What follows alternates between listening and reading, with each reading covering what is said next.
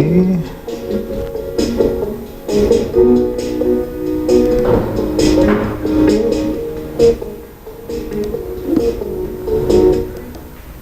Alrighty. Hello. Hopefully this is all working. So let's see. Oh, AJ is not here. AJ was going to present, or will present when he gets here, his a new idea he mentioned last time. This RPG,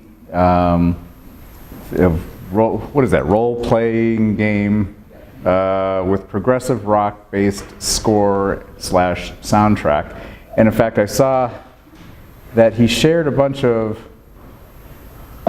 rather punchy sound files in our chatter channel. Let's see.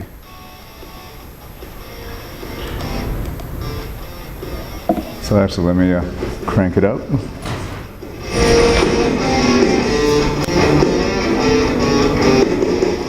Sounds very Van Halen-ish. Is it Van Halen? I don't know. I like classical music, you know.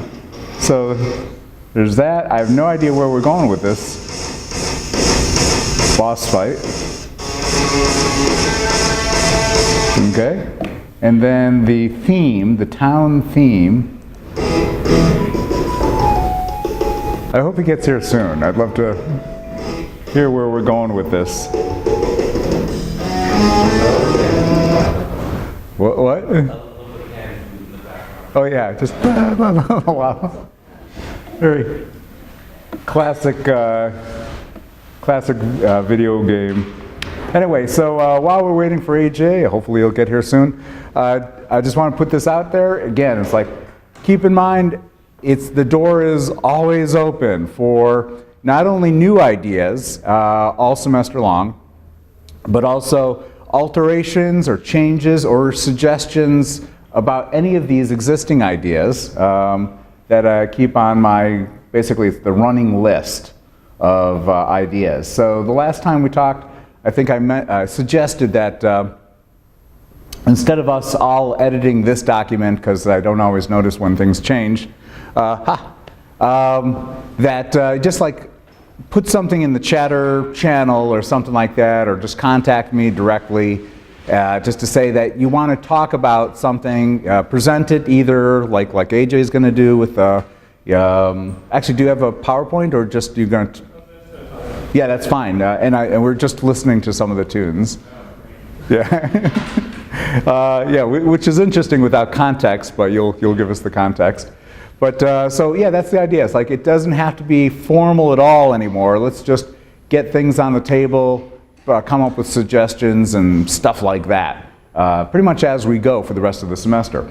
That being said, that we're still also doing other things, moving the ball forward with the existing ideas, which is after we get through this part, we'll talk about the other things that are going on. Anywho, do you need a minute, or do you want to just jump right in and taking my chances there? Hope I didn't turn it off there. All right. So actually, yeah, let me go back to these. Just cue me whenever you want to. You don't really, I mean, if you listen to them already, like, we don't really have to play them if we don't need to. Yeah, we just listened to the, so like the three, a couple so seconds of each of the three. I guess first of all, this is a completely self-serving idea. Like, Okay. I just think it's two things that are cool and wanted to like put them together. Mm-hmm. And, like, I know there's like an association between like heavy rock-based music and like video games with Sonic or like Doom and things like that. And there's just like not one that I feel like encompasses all of like the most, like, I guess, modern kinds of rock music that I know of. And like I know there's like communities like out there that would like appreciate something like this. And this is basically the most like ideas I have with it. It's like the musical breadth of it, which is like stuff from like the 80s kind of style, like progressive rock music, to like stuff now that's like more modern, like metal kind of progressive In fact, music. I want to ask, is that actually Van Halen or just something that I sounds wrote like that. Van Halen? I just like put that. These are just like 3 clips I like wrote and like maybe put like an hour into each of them and just like put a compressor on the master channel and just like didn't do anything really. So they're very unpolished. Now, I'm going to put this out there. Maybe I'm dense because I'm an old guy, But I've been educated as much as my daughter could help me. You know, even I do know, because I just proved it. Like I know what RPG stands for, but where exactly? I mean, how does this relate to digital media studies capstone project idea? So here's the thing: where do you want to insert or use this, and how would this work? Well, it's more like making a video game would be the idea, and like just like all those kind of things. It would be like a very like contrasting thing where it's like a very simple like game maker type of game with like a very like modern sounding soundtrack, and that's kind of really as far as I have with it as far as the idea goes. Like I don't even know if this will ever like be feasible like for the context of like the capstone, but I think it was something like worth talking about if I did decide to do it. I have to do a lot of like more research with it. Like something I would do is like I'd play a lot more of like these role-playing games, like to figure out like, okay, what do I like about it, what do I like wish was different. I would do a lot of market research, like what do you like about RPGs like right now, if you play a lot of them, what would you like to see that's different? Because I want to do more than just have this like be the defining feature. I would want to like take it further, but I would do a lot of like my own research and like ask a lot of other people who play these kind of games like what they would want out of something like this. So I take it for granted that there are no. Well, I mean, you guys are in the environment of, you know, I don't even know how to say it. It's like you guys play games. Yeah. I don't. So what you're saying, I'm just kind of echoing back what I think I hear you're saying, is that you haven't really found anything that creates an environment that really inspires you because no one uses like this type of music. Is that? Not exactly. I just think they're two things that are like would be interesting together because of the contrast. I know there's like communities out there who would appreciate it, ones that I'm a part of, like on the internet or whatever. And that's really like why I'd want to do it. Yeah. It's completely self-serving, like absolutely. Well, I mean, any of this can be. I mean, that's good. Actually, it's serving, so that's, you know, whether it's self-serving or not, as long as it's serving is the number one thing. But yeah, famous. So I had a question, like in comparison, like I love your idea. It's freaking awesome. The game that came to my mind was like Devil May Cry. Like in how. Like I thought that had like a really progressive rock soundtrack. With I don't really know what rock music is. I really like the soundtrack for that one. How would that game compare to what the sounds you want to put in your game? So like it would just have like a breadth of like these three ideas. Is it would like kind of do like the more like modern kind of chill kind of progressive rock stuff that I know of. Like I don't know if anyone knows, like there's bands called like Polyphia who are like a bunch of like guitar nerds who just do a lot of stuff like the Town theme where they just like play bluesy-ish sounding lead stuff. Or like just kind of, and like depending on like the scenario, like something that's more like Devil May Cry, it's like darker and probably like a more like metal-y sounding. I've never played that game. I need to though. And then stuff that's like really like classic. That's like, oh, I know music like this. It's just like kind of cliche sounding and like be kind of like a nostalgia moment. So this is kind of like the span. I made 3 because it's like the span of like all the kind of music that I know that would kind of fit this category. Mm-hmm. Oh, okay. So let me ask you, because and again, this might be just a dense, explain it to me real slowly, kind of question. But so you guys have you played around with some of the software that they have downstairs, or you have access to some of the, have you put together some games, or how to?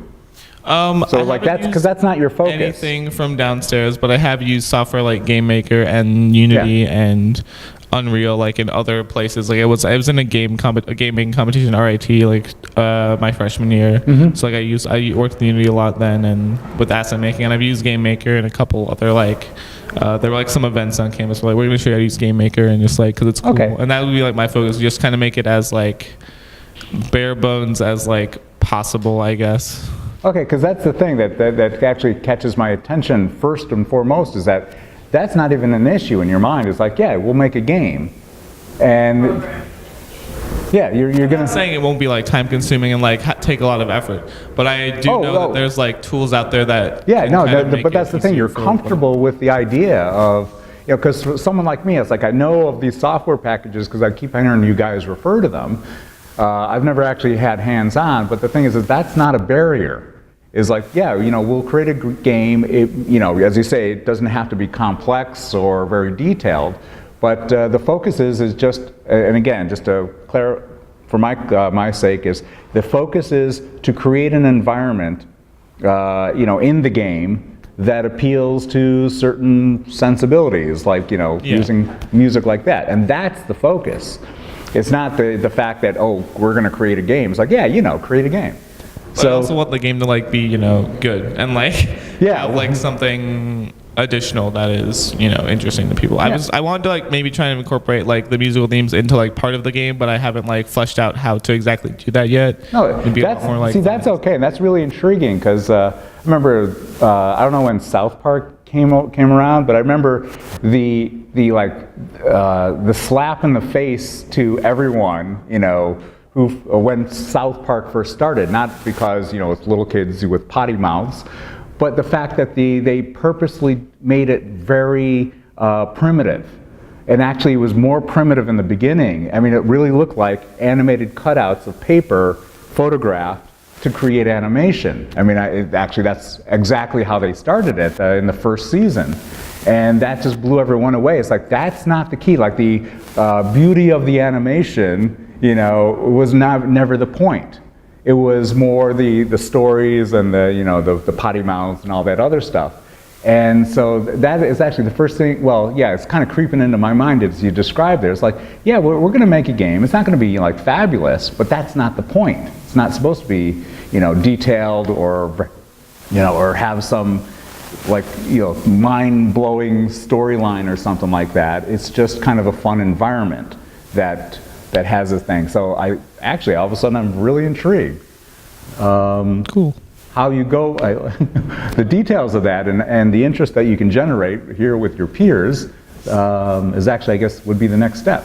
Yeah, it'd be pretty much me figuring out, okay, what can I do to like make this like something people actually want, even if they don't know like about the kind of music I want to put into it, or like make it so that can be interesting, or like something that would drive people to want to do it or want to listen to it. Yeah.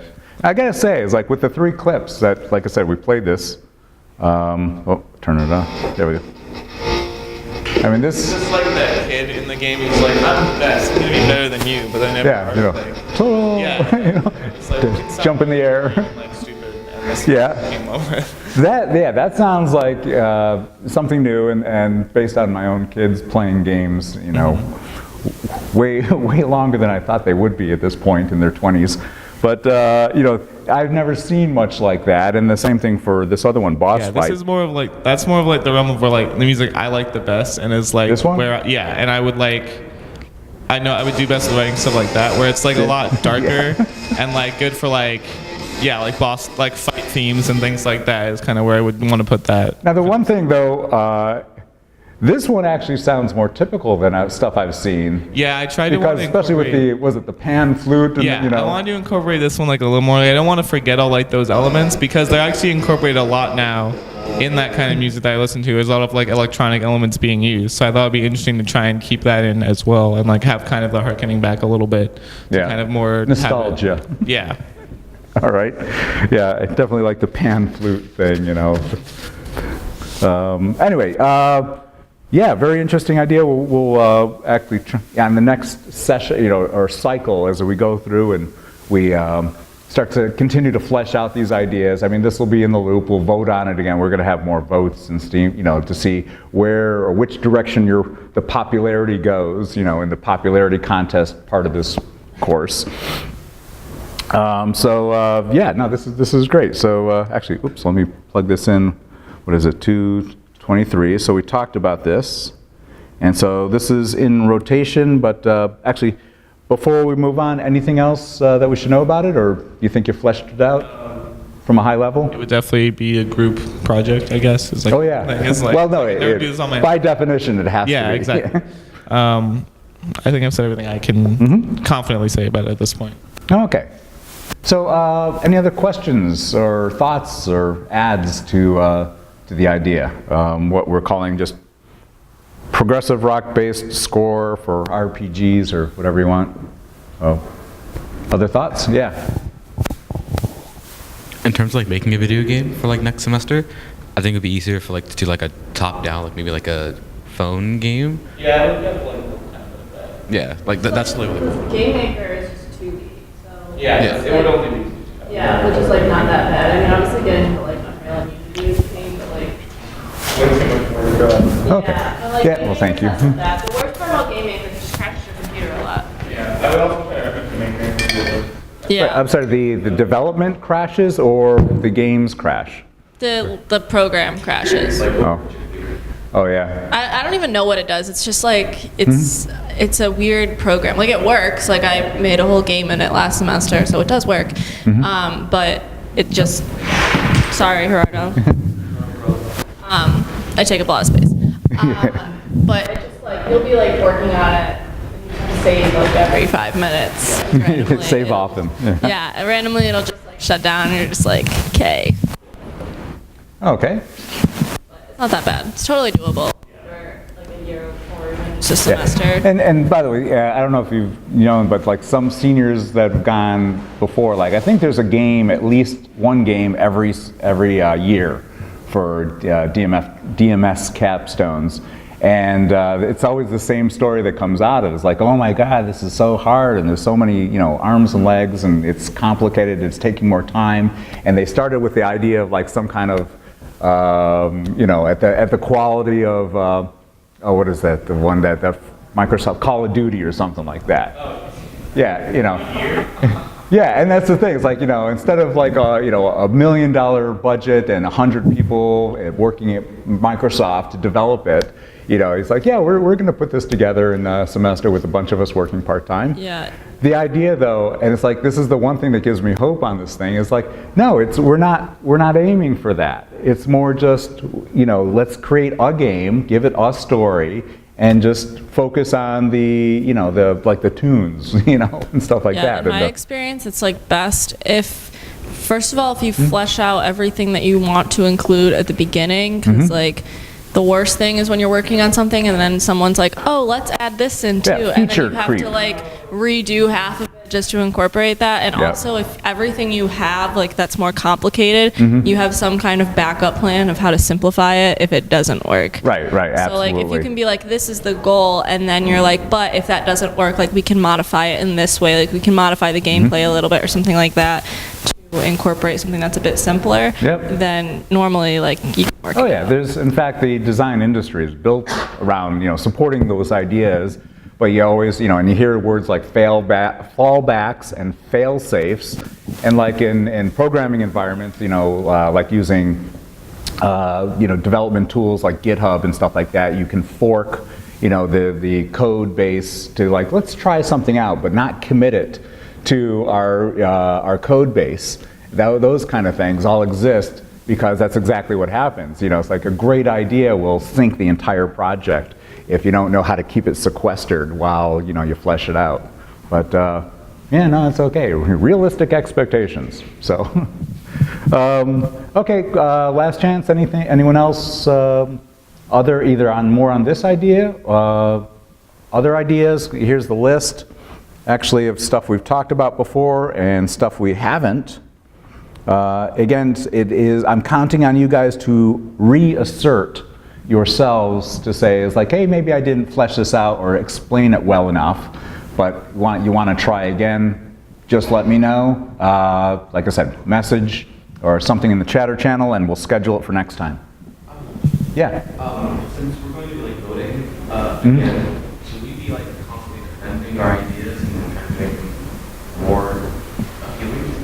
Yeah, let's see, so as we vote again, should we re-defend them, or I'm trying to make sure I don't use the wrong metaphors. It's not like, like a PhD or, a defense, that's like, we're going to shoot you. Actually, we're going to try to shoot all these down at some point, but I didn't think about it that way. I suppose so. It's like the idea is like we're just going to keep on talking about these all semester long while we do some other little assignments that we'll talk about. I guess it comes down to you guys. If you see your project idea start to kind of lose interest with your peers here, then I guess you have to step up or just let it die. You can kind of, I'm assuming you kind of get that flavor of like, yeah, everyone's interested in something else, But keep in mind, the end goal is, in fact, oh yeah, you and I were talking about this just briefly at the end of the last class last week, is, I forgot what you brought it up, but I wanted to reassert the whole idea of these project ideas. Basically, at the end of the semester, we throw them out. Or we can throw them out. It is really just that we're going through the process of coming up with ideas and fleshing them out. When you come back in the fall, you start from scratch. And the idea is that you've gone through DMS 371. You can resurrect any of these ideas and just pick up where you left off, or maybe rethink them, or totally abandon them. So again, none of these things are any commitments. It's just, we're just going through the process to get you started so you can hit the ground running in the fall. Yeah, I forgot how we brought that up, but yeah, there's no commitment here to any of these projects. On the other hand, you also don't have to walk away from them either, so it's totally up to you guys. Okay? Anyway, the next thing, the press release. So I didn't actually send anything out like I said I was going to do, okay, I'll send something out, actually turn it into an assignment. I wanted to wait actually until we got back together, and I did finally pull together what's expected of you guys, and still it's kind of loosey-goosey, but here's what I got. So it is an assignment now. Let's see, I guess the best way, let me just put it in front of you. Let's see, here we go. Actually, just to make sure we're all still on the same page, I mean, if you go to our Slack group and go into course documentation, up at the top of the list is basically where our course documentation starts. So just this page. And so here I've updated it, and it says, current things we are working on. See, it's a very, very evergreen document there. I'll fix that later. So you click on press release assignment. So here's the poop. 2 weeks from now, we need a press release. Let me cut right to the chase and scroll down here. Actually, at the bottom of this, you'll see an example of a press release, just so you can get your head around how big, or actually how not big this really is. I mean, it has to be done in a certain way, but it's not rocket science. Here's a press release I dug up. I thought it might be useful. I wrote this 1,000,000 years ago. So this is one of a small company. I was hired to actually help them market themselves. I was their marketing director. And so this was one of the first press releases I wrote for them. So there's a couple things, and we'll review it all in the instructions, is they all have to say for immediate release. Those are magic words. Then there's the headline, and the particulars of the words that you choose are very particular. It always starts off with the city and state, and then the date of the actual release. And then there's particulars to how you write this first paragraph. Then the other paragraphs and the things that they typically have, like quotes and things like that. Then there's this, for more information or some kind of call to action. And then there's what we call boilerplate at the end about who, where this press release is coming from. And all this stuff is for, it's because people who take press releases, like the news media, this is the format that they expect, including, although this is kind of old-fashioned, those 3 hashtags at the bottom. That goes back, I don't know, 100 years or something like that. Typographers, would print these things up, and to kind of show that this is the end of the press release, they'd use those 3 hashtags. So often you'll still see them, even though it's just like an old-fashioned thing. Also, you want to provide things like logos, photos, more the better, high-quality photos especially, because news media, organizations, they want to pick and choose. So just send them a lot of stuff, and they'll figure out what to do with it. But if you don't send them anything, then of course, then then you get nothing. So anyway, so this is a press release. And by the way, notice that actually, how many words was that? Let's see. Should say it down here, doesn't it? 261 words. Okay, so not a big deal, but it is, it's not just any 261 words. So back to the actual assignment. So I dumped in a lot of stuff because I know the first time, like last week when I brought it up, it's like, oh, you guys just Google it, will you? And I figured it's like, okay, that's probably not fair. So here is a little bit more instruction here about like what it is, what the point of all this stuff is. So yeah, in this case it says, I just wrote, your team, and I'm not going to monitor like, was it really a team project, which it should be. Your team is responsible for writing a press release and delivering it to, this is the awkward part, which I don't like. You deliver it to the seniors, and they decide how to use it, or even if they use it. And God damn it, I hope they actually use it, especially if you put in the work. But it is, you are kind of like the news agency that's, not the news agency, you are hired the marketing firm writing the press release for your boss, I know this is awkward, which are the seniors, and then they are supposed to actually send it out to news media, which includes like, Campus Times, also maybe the Democrat and Chronicle, or something like that. And the idea is that they're supposed to be bold and actually do that and follow through and send this stuff out. Even if they don't think that people are going to pick it up and run with it, they don't know. In fact, if you've seen the shit in the Democrat and Chronicle here, yeah, they'll probably run anything that you guys, but all we need is the seniors actually just have to send it to them. So that is kind of the goal there, or the stated goal from Professor Jarvis and Professor Aschenfelder. So yeah, there's a simple process, like decide what the press release is about. And I was hoping actually to get the answer from them, and I got no answer. It falls on your shoulders, is like, what is the press release about? It has to be about something, and as you do it, these are my words, you have to answer the question, why is this newsworthy? And that's like the first thing that you have to establish. It's not an essay, you're not writing an article per se, this is a press release, which has this format, which, I'll take you through. So anyway, the bullets here, very briefly say what I just also briefly showed you in the old press release that from a long time ago. It has to start with, for immediate release, and then the headline, is basically what you're trying to put words into someone else's mouth. Is like actually scrolling down here, what I wanted was for newspapers in Rochester to actually use those words in a headline. Now, whether they do or not, or they edit it or shrink it up, whatever, doesn't really matter. But the idea is like, here, wouldn't you want to put this as your headline for your newspaper? So that's what you write, is something that you hope gets actually put into some, like, you want to see that on the first page of Campus Times or something like that. Come on, scroll back up.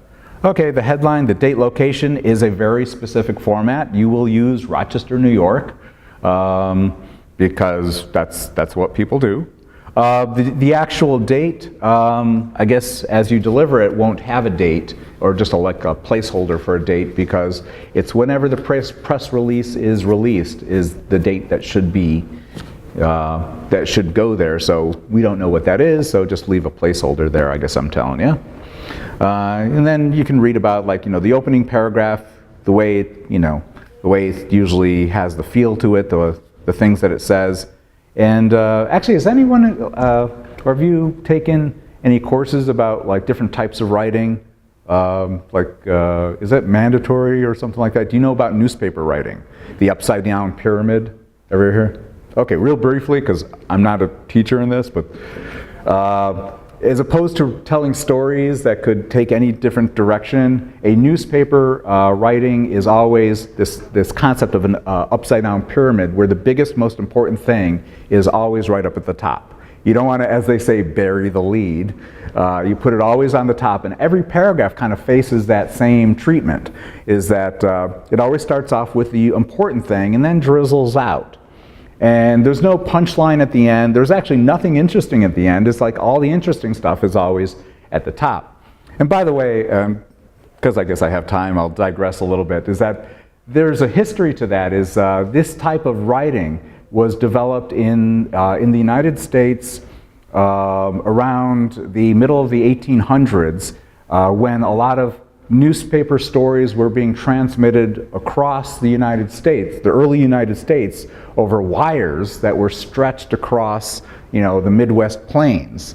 And, Native Americans were constantly cutting those wires or knocking them down. And so basically the reporters on one end, like, they're writing a story in Chicago, trying to get it to, San Francisco.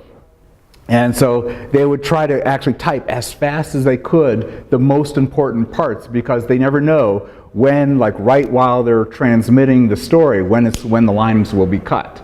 So the idea here was get the important stuff out as fast as possible, as soon as possible.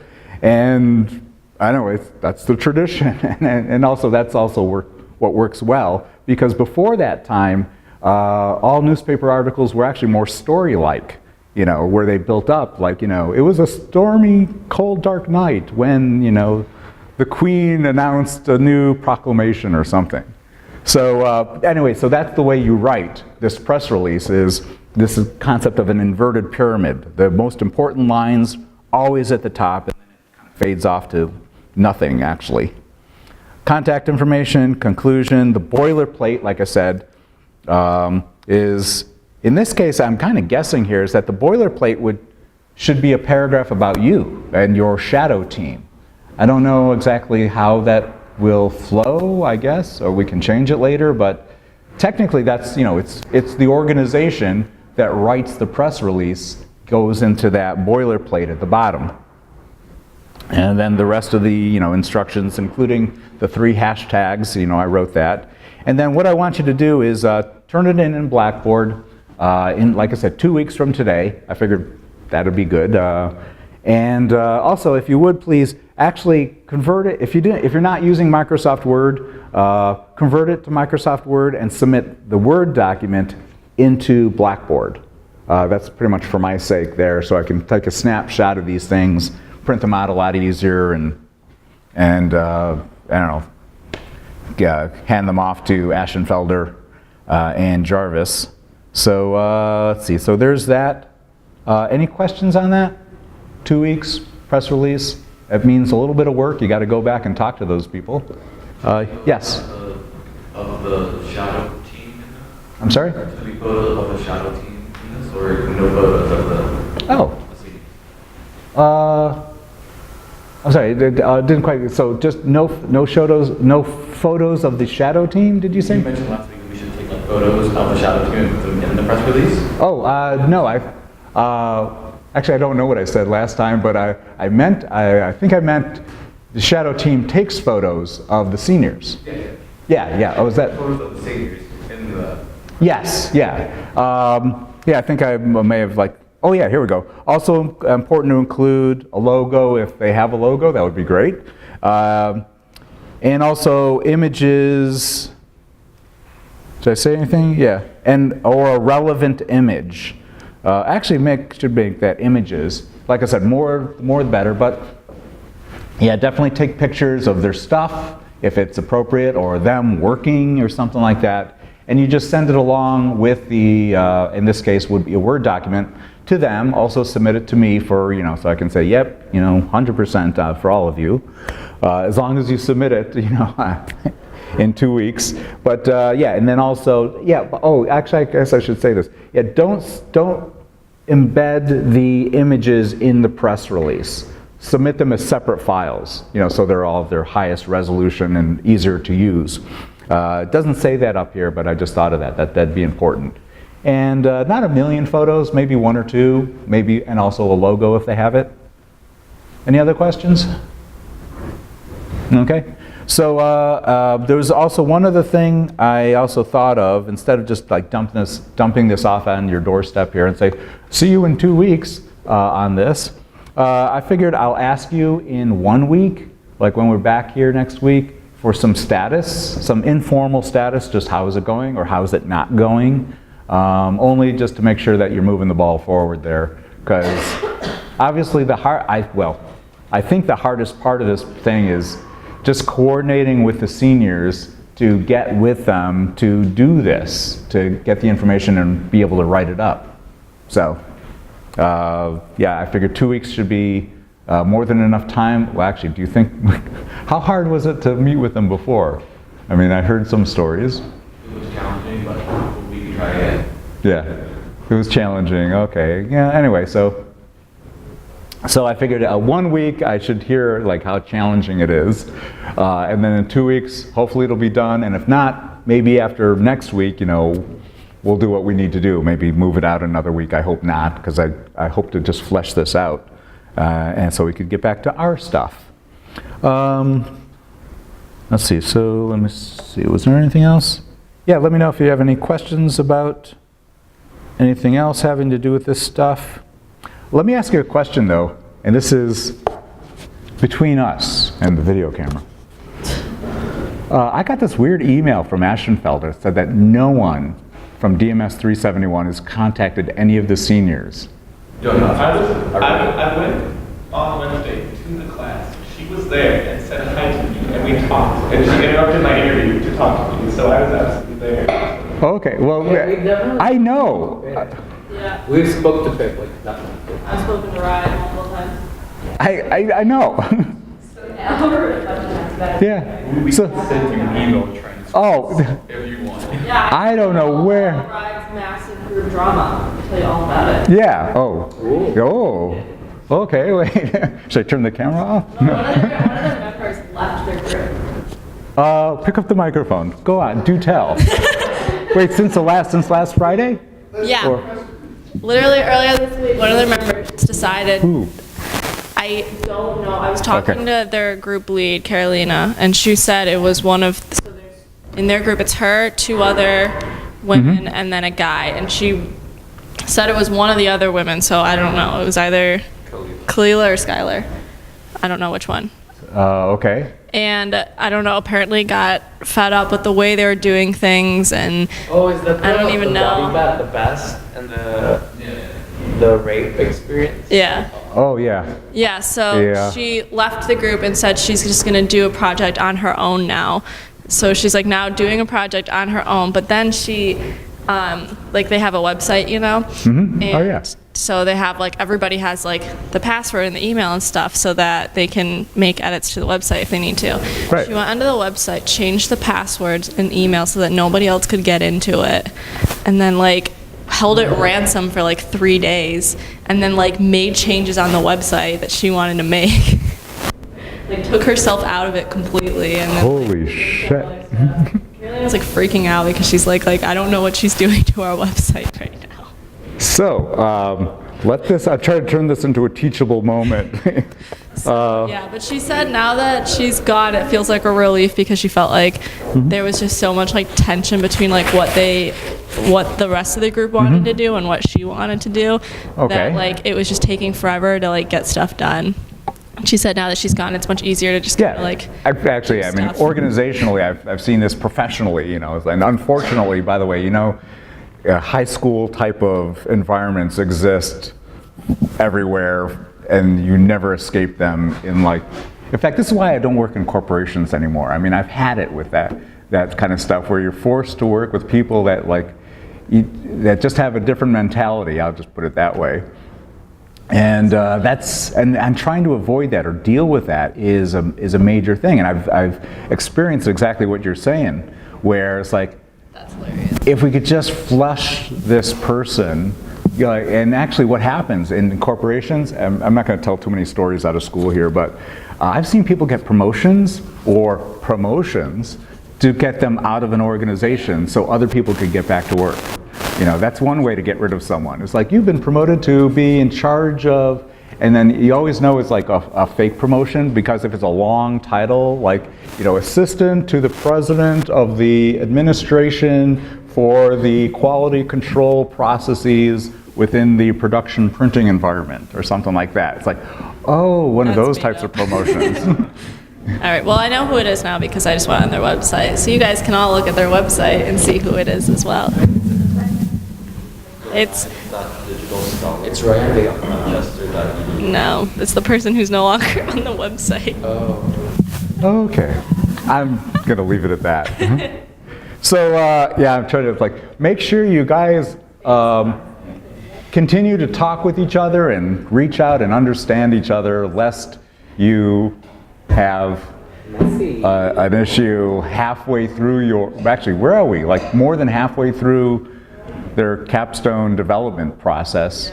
She also said it was like weird because like there was like some tension like picking out scheduling, but she never said anything like I'm really angry at you guys or like this is not the way I want to do it. She just kind of like Oh, yeah.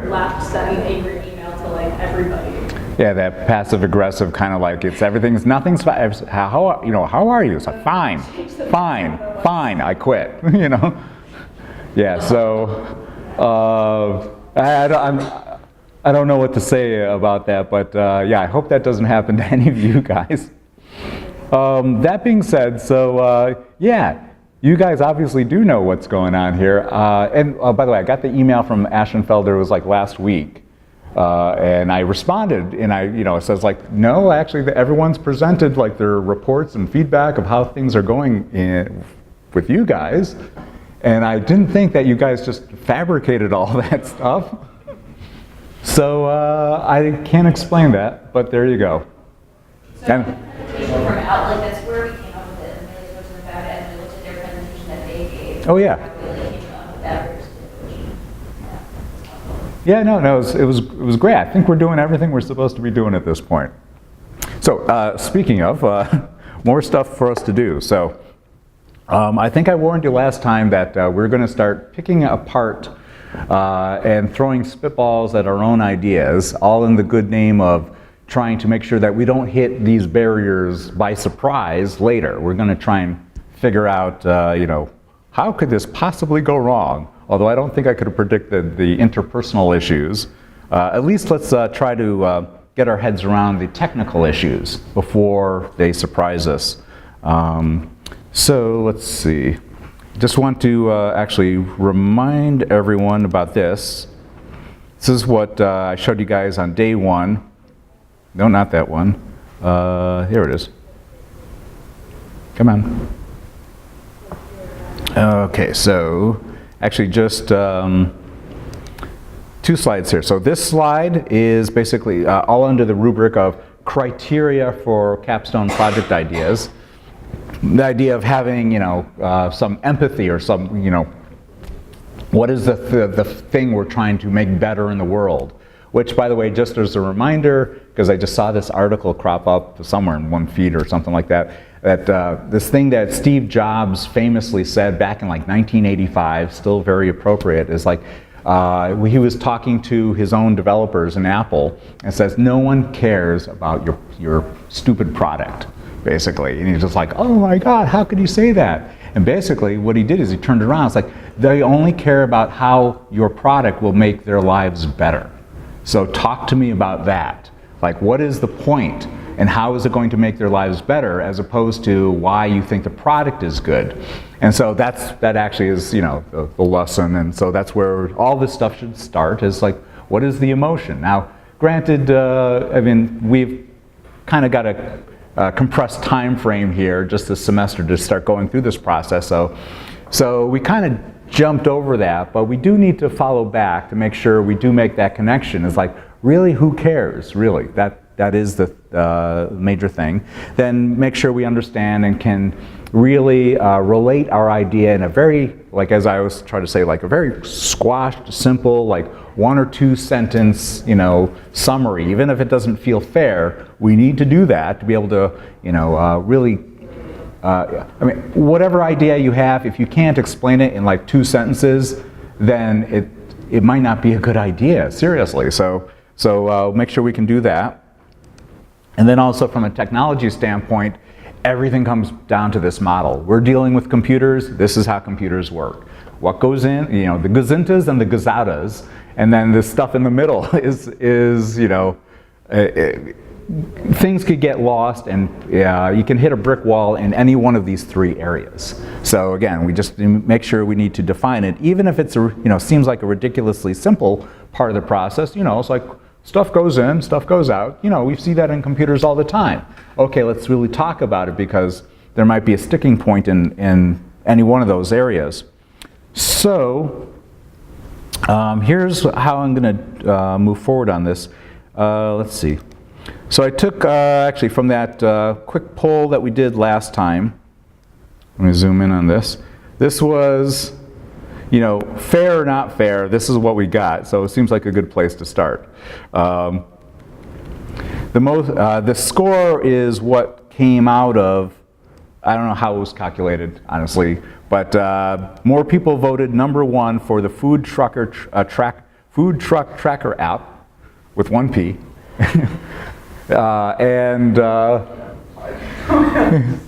It's just, I think the freshness of it, that logo makes all the difference. Let that be a lesson to you. A little bit of marketing and freshness.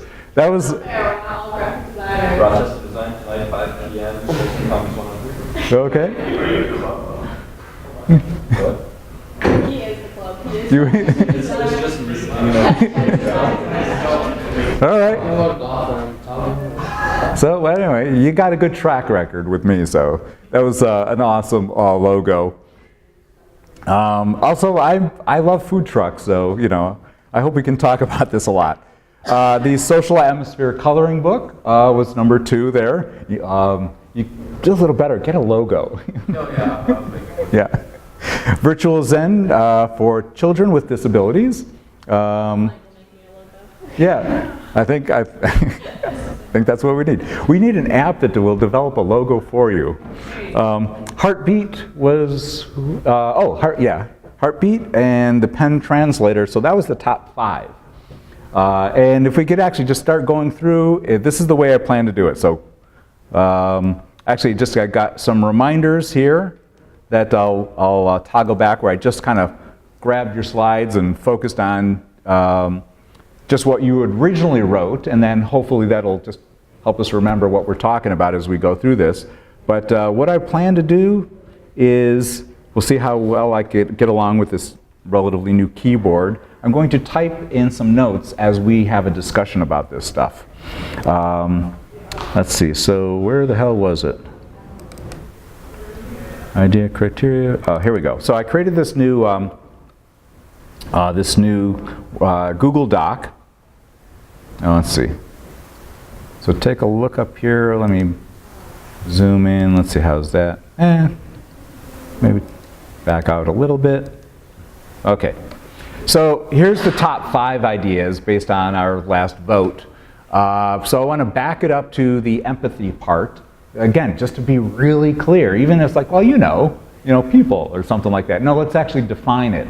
Who is this for and why? Why do people care? How is this going to make anyone's life better? The definition of it, that's the 1 or 2 sentence, nice simple, thing. Then we talk about what is really needed from a computer standpoint, that the technology point. And then finally, based on that, the last column, which is the punchline for all this stuff, is okay. So what? Let's start spitballing it. Is like, what are we going to need to do this? What are the skills? And we don't need an exhaustive list. If you would, as I say up there, my little asterisk says, just focus on the things that we think are going to be a problem, and let's write them down. So starting with the food truck tracker app is I care, but who is this for? How is this going to make anyone's lives better? Young professionals who are hungry on their lunch break. Wait, what profession? Young professionals. Okay, YPs who are hungry. Not old. Only the young ones. Is costume considered in the young? Yeah, I think so. I think so. I act young. Okay, yeah, so that's who, but why would this make their lives better is the real thing. Why do they care? Because people have favorite food trucks that they want access to, and the problem is that they can't find them. Okay, let's see. Trying to get more to the heart of, this is tough, by the way. I mean, it's like, it seems like a simple phrase, and it should seem simple when you get it right. But, so there's this, food trucks. Why do people like food trucks, I guess, is a good follow-up question. I think that's an enigma. Yeah. It's just a cultural phenomenon. I think one of the reasons is because food trucks move around a lot, so there's some variety in it. There's something like Yeah. special about like being like, oh, there's a food truck in my area. Like today, I can get. Something special about it. What was the acronym for fear of missing out, or was it? FOMO. FOMO, yes. Yeah. You're So, like, oh, this food truck is in my area today. Like I have to go get it because tomorrow it won't be here. yeah, let's see, I'll just do a couple notes here. It's like FOMO, fear of missing out, yeah. And dealing and focus on, young people as opposed to like, and think, like, how awkward is it when someone like me uses something like FOMO or says something like FOMO? It's like, you don't want to hear that. So, which is, yeah, and you're okay with that? Yeah, whatever. Yeah, okay. It's just funny when my mom tries to get into like on fleek or lit. Yeah. Tries to get into those. Well, that's woke. Never used to. Your mom is woke. Yeah, no, it's like, I just as an aside, it is my mission in life, I think, to ruin social media for my kids. Just like we killed Facebook, we're done here.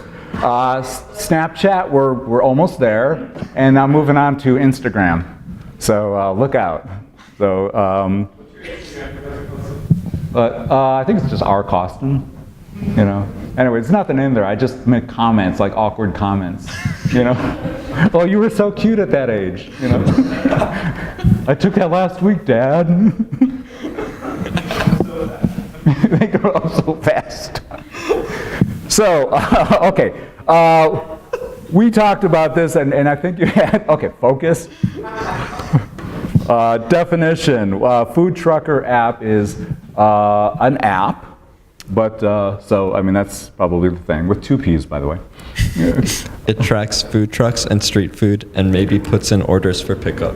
Food trucks, I'm sorry, it tracks food trucks, And street food. and street, what's the difference? Street food are just like stands that people put up.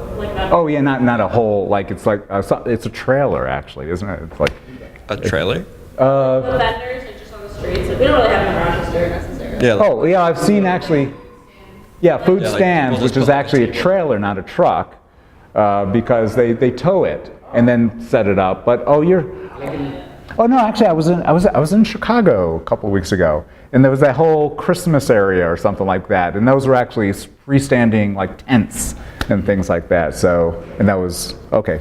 Yeah, and like in DC, every weekend in DuPont Circle, there's just like Oh, yeah. a ton of tables put out, and like local people who make food just like put their food on the tables and sit Yeah. there. Okay, so yeah, so I get it. So street food, food trucks, it's all the this portable food or whatever. We know what we're talking about. App tracks food trucks and street food. Let's see, for easy lookup, I guess. Possible pre-ordering system. Okay, food trucker app. So here's the thing. Now, actually, this is the part where you really got to think it through. Even the stuff's like, well, an ordering system or a tracking system. What is the input for that? Starting on, the input side, or actually wherever you want to start. Like GPS location Aha. and I guess like menu. So wait, GPS location from what? From the trucks. Yeah. Okay, which of course, jumping ahead a little bit, Steve, well, actually, maybe I'll do this at the same time. Have you looked on that and just like where each truck is, like this type of truck, so like see like a bit where. Yeah, I think that would work, but you'd still need the actual location from the truck. But I think like functionality wise, that's the best way to do it. Okay, so first thing is a collaboration will be, you have to get the vendors to provide the information. Yeah. Okay, again, so just write it down. I'm writing it down because that is something, without that, you're dead. Vendors, get vendors to provide location, either through GPS or, I didn't quite hear, like through data, it could be just data entry, like they could log on with the app into their own, like administrate their own truck, data. And just put say, their address in. Put in the address or something like that. Do like the, apps will like ask, you have to allow them to track your location. You can just have like a timer or something so that they could like have a location between the hours of like 9 a.m. to 3 or whatever, whenever they're working. Yeah. You can just track your location. Oh, to have it more automated, I guess. Yeah, so that they don't have to actually put in their location. Like, Yeah. Just have it sent there. Yeah. All right, so from an input thing, that would be important. Let's see, other things too. Actually the processing is there's not much processing. It's basically just having the information stored in a database and being able to output it to people's screens in some kind of front end that you design yourself.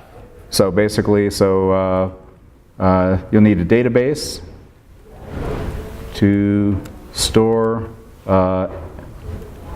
entered info, front end, and typically like an app that you design, possibly a website or something like that, but it just needs some kind of front end to display, to search/browse, let's see, entered info.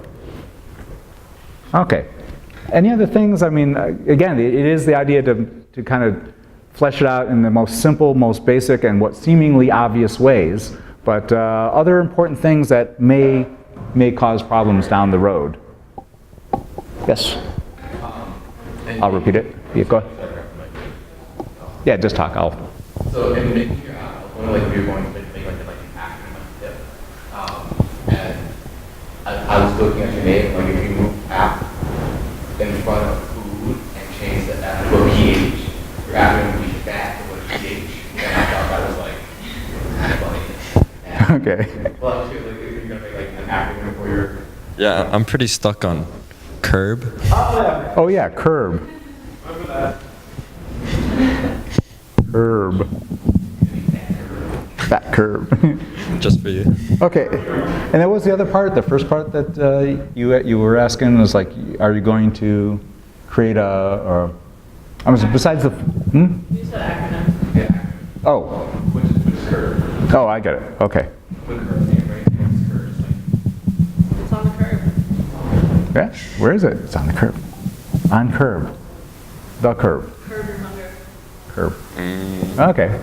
Thought You of got that. On me. All right. Write that down. From other things from a technology standpoint, to develop an app. Any app developers? Has anyone actually built something? All right. Well, actually, what are the kids using these days? Android. What environment? Android Studio. Any Swift users? Swift. Yes. Swift. Okay.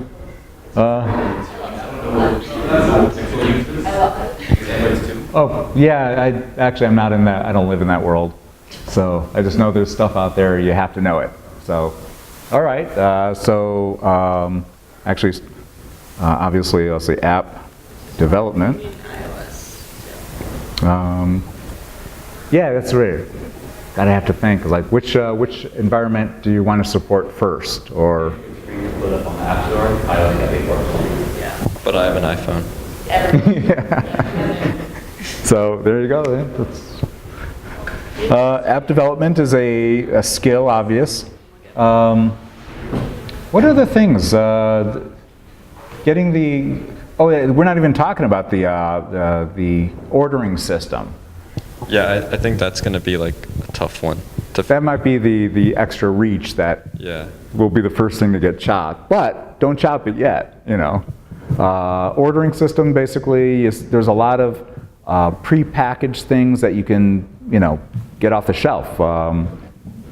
Or people put the whole libraries and frameworks online for you. And of course, this is stuff I know about, and I built websites with e-commerce, shopping carts and all that stuff built in. And actually, back in the old days, it was hard. These days, you just say it's like you go to a website which is pre-built for us developers, and it's like, yeah, here, we'll run it on our servers. Just use these embed codes.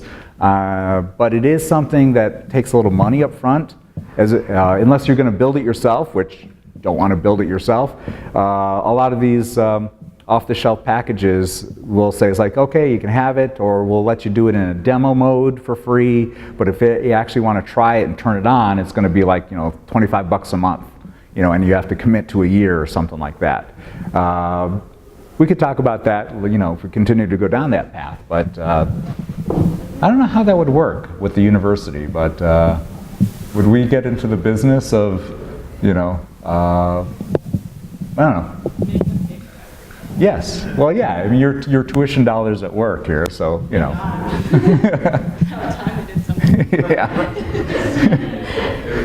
Yeah. So anyway, other things, app development. Let's see. What is shopping cart slash just e-commerce transaction packages and stuff like that. Let's see, any other things before we move on? Because actually I realize we're spending a lot of time on just this one, but I don't want to miss any glaring things like, oh, what about, I can't think of anything else. Yeah? Sure, talking to the mic. So, let me get that. Well, no, you're going to answer it, so. so I'm using the app which is in the UPub called in the street. You're using the what app? The Bengal app. Bengal app? Okay. In the school. Yeah. So okay. I mean, the more distant from location when the truck drives to you, that means the more you pay. I don't think they would drive to you. You would just order it, and they could go pick it up, and it would already be ready. Oh yeah, it's not a delivery. Yeah, it's not a delivery system. It's just where they park. Right? Oh, just Yeah, they end up in an area or something like that. And here, actually, you hold on to that. They end up in an area, and so the trick is when are they there and where are they? And then usually people will flock to them. Just put it down. Because you usually hear rattling noises. Oh, I see. So I feel like what we've also maybe partner with something like Tango or Grubhub, so you can use the app to find the truck, and then to already use something that already exists, and then incorporate food trucks into that. Or is that something you would even want to do? Is try and be we use this other app to I guess I don't know, license it to Grubhub or Tango or another food ordering app. I think I can do it better. Correct. I have a vendetta against the Pingo because they didn't hire me for the student ambassador position. About Grubhub? So I'm gonna make them regret it.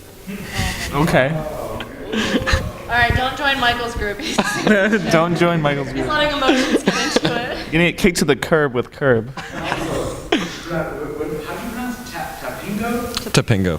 Or tap and go. I say Tapingo. Jury's out. That's why I didn't get hired. That's also been recorded on film, so just be aware of that. It's a UR thing. Everyone else calls it tap and go across the globe. It's just a UR thing, as far as I can tell. Anyway, so I think temporarily beat that one to partial death. Let's see. Let's talk about social. In the few minutes we have left, well, let's at least get through two of these. So here, actually, I'm gonna grab that. Social. What was it called? Social Atmosphere Coloring Book. This showed me the coloring book because that's simpler for me. Okay. Talk to me about coloring book. So for the empathy, it's something that I think people will use just by itself because it's already connected to social media. So you don't have to actually use the application. You use it by using social media. Oh wait, was there a question attached to that, or? So I guess back it up to how is this going to make anyone's life better? So the way it works is that it would translate the sentiment of your post into different colors, so you can see the emotions of your post. You can visually see the emotions of your post. That's what it does. Yes. Why is that useful? Yeah, and again, it's like, even though it's like, well, obviously it's useful, put it into words. Oh, so if you're a dick online, you will see. And if your friends A are little dicks tickle online, you will see. Why do I care? Why do you want to be a bad person online? I typically am. I'm an old guy. Oh, Like, stay off my lawn, you know? You kids are, you know, you don't know. oh. So it's like someone looking onto someone else. It like lets you kind of judge what other people are via their posts. That's it is, but Yeah. well, you judge by like You reading like it. what? But like people like read posts. Some people don't like reading, so you just look by color. Also, I thought there was an aspect to this idea, or maybe I was reading too much into it, is that you could see aggregate data. Yeah. Of like a specific you can see like the overall mood. And in recent, because of protests and things like that, on this thing, actually I saw something in Snapchat about, actually my daughter, who's in SUNY Plattsburgh right now, going to Plattsburgh, they had, someone posted something on Snapchat and someone screenshotted it of a really racist remark, which just blew up, and there were protests and there were marches throughout the town, and you could see it in Snapchat, is like where the march was, based on, there was that, I forgot what they call that feature, the geo thing in Snapchat. You could see the march progress through town because of, and it was just a quantitative thing, where it's like you could see like the hot spot, it was very red, and this red long, you know, basically the protest moved this long red snake through town as you refreshed it, because people were Snapchatting as they were going. So it made me think of this idea, because it's like you're looking at a map, you're seeing how people are there, you don't know the mood of it, but you do know that people are there. And so Okay. we're kind of connected to that. We're in the ballpark for that feature, but different. I guess, well, yes, that's what I tend to do too. That might be like more of that's a harder thing to do, but I do want to do it. I guess to like model it off of Michael's answer, it's young people who want to gauge campus life before they get to campus. That's probably a good way to say it. So the YP to gauge the mood of camp. Yeah, we're pretty specific here, but that's okay. Campus life. Yeah, that's a bit of a. No, I was going to say also another FOMO type of thing. Like, you know, what are all the other kids thinking and doing right now? Are they angry? I mean, is that part of this, right? Yeah. Like you could see anger because there's probably keywords that are most easy to identify. Yeah. The main point is to just be able to read mood for like a collective like group. That's the main niche, and everything else is built around it. Okay. Let's see.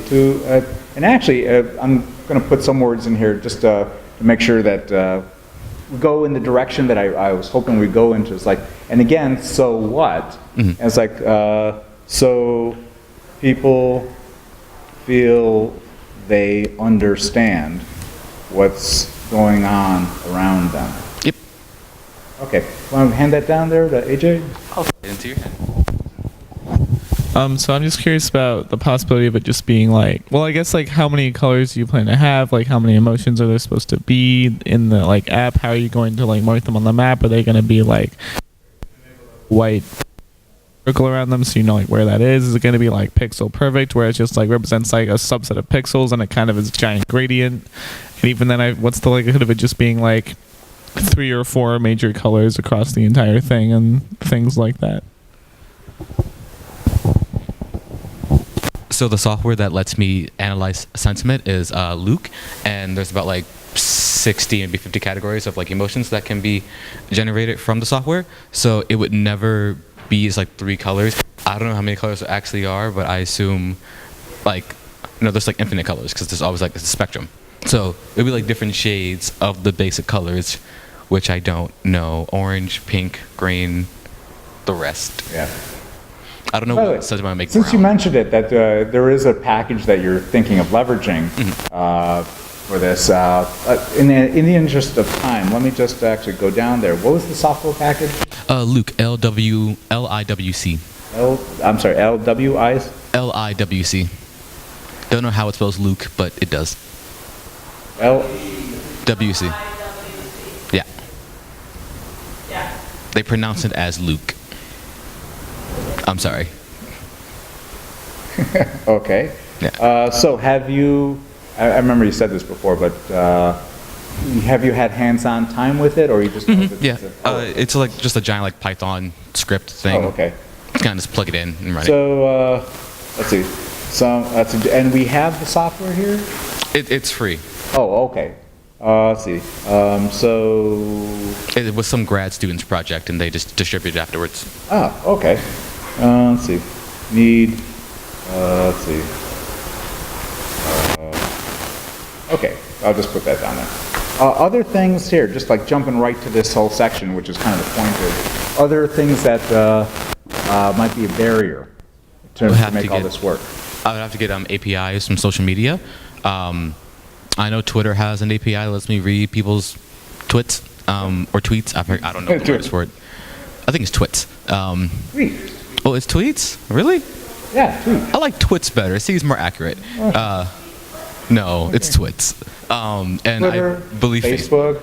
Facebook should have one. I have to check. They do. Chat or Instagram, but Facebook and Twitter should be a good market. Yeah. Chat, it's basically as many as you can get. Snapchat, others. So APIs, so obviously the skills to be able to not only,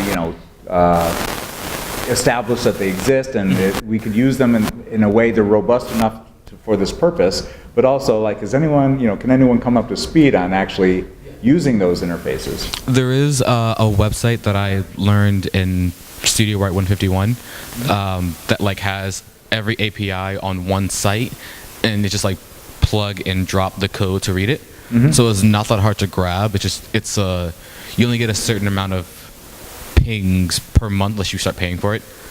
So there is something that it's easy like to cut and paste into my own thing. Okay. Yeah, okay. In my own experience, it's usually easy to do the basics in any of these APIs, and then but I needed to do this, and then you hit a brick wall. Yeah, you don't know what those brick walls are until you actually roll up your sleeves and get in there. But so that could be a dangerous thing that we'll have to address. So besides, so we got the Luke software, the whole issue of dealing with the APIs to actually get the data out.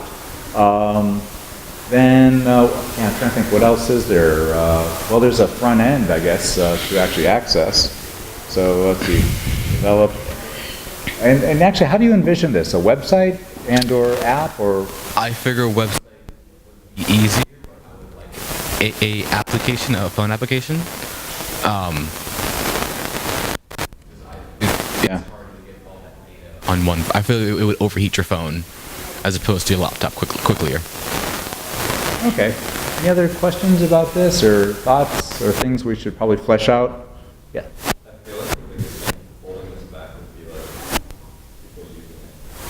You wouldn't have to use it. You wouldn't have to use it. Wait. So wait. The question is like about using it. Does that not happen already?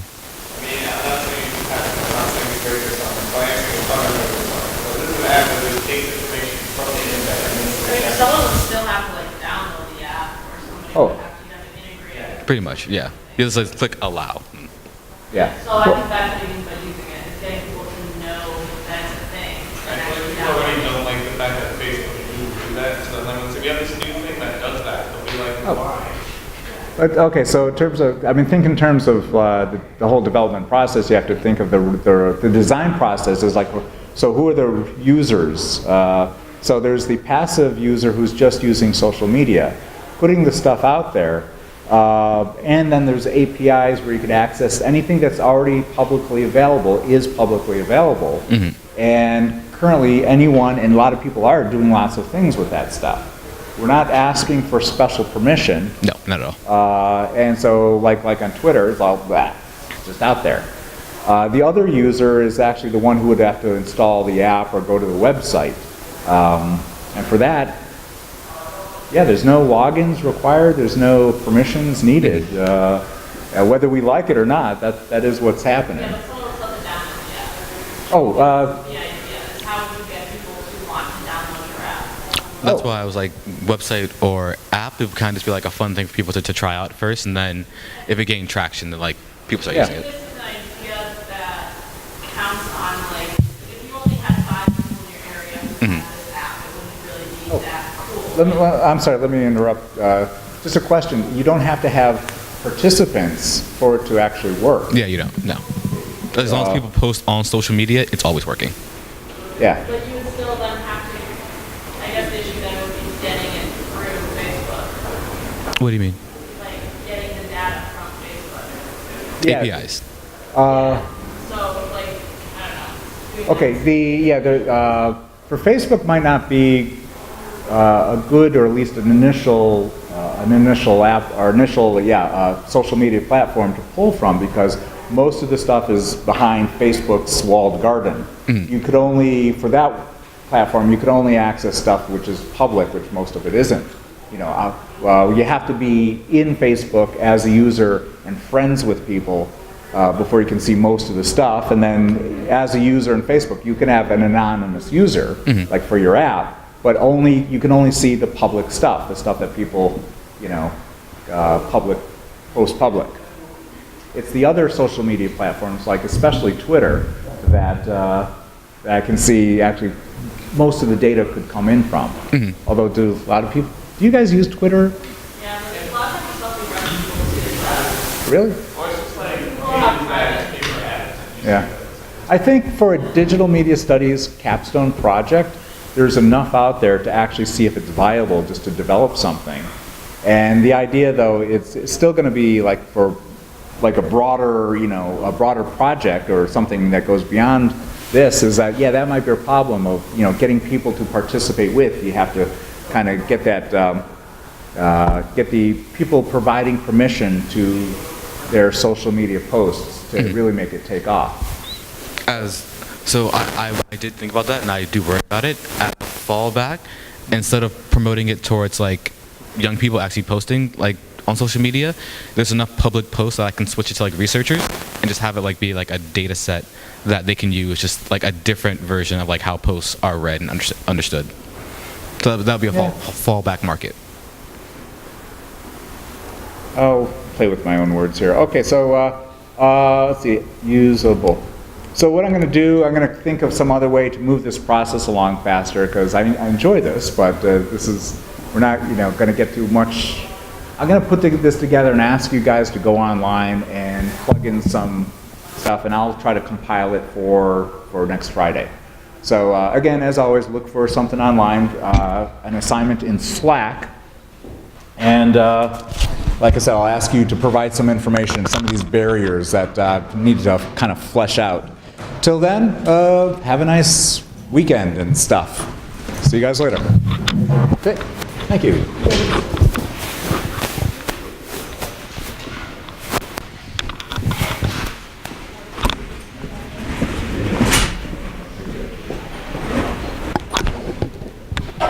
Still work? Yay, it still works.